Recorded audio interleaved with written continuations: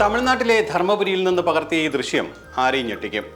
കാട്ടാനയ്ക്ക് അരികിലേക്ക് നടന്നെത്തുകയും കൈകൾ കൂപ്പി നമസ്കരിക്കുകയും കൈ ഉയർത്തി റോഡരികിൽ കാട്ടാനയുടെ മുന്നിൽ അഭ്യാസ പ്രകടനം നടത്തുകയുമാണ് ഇയാൾ. റോഡിലൂടെ കടന്നു പോകുന്ന വാഹനങ്ങളെയും ഇതിനിടയിൽ ഇയാൾ നിയന്ത്രിക്കുന്നുണ്ട്. ഇയാളുടെ അഭ്യാസ പ്രകടനത്തിനിടെ ആന പിറകിലേക്ക് മാറുന്നതും ഇടയ്ക്ക് പ്രകോപനം കാട്ടുന്നതും കാണാം. മണ്ണും കുറ്റിച്ചെടിയും മറ്റും തുമ്പിക്കൈ കൊണ്ടും മുൻകാലുകൊണ്ടും വലിച്ചെറിയുകയും ചെയ്തു.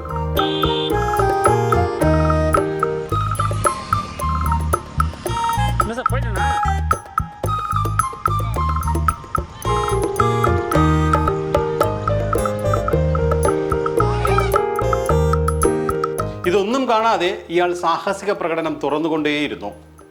ആനയെ പ്രകോപിപ്പിക്കുന്ന ഇയാളുടെ പ്രവൃത്തിക്കെതിരെ രൂക്ഷ വിമർശനമാണ് ഉയരുന്നത്.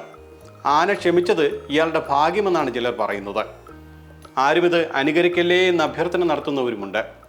ഇയാൾക്കെതിരെ കടുത്ത നടപടി വേണമെന്ന ആവശ്യം ശക്തമായി ഉന്നയിച്ചവരുമുണ്ട്.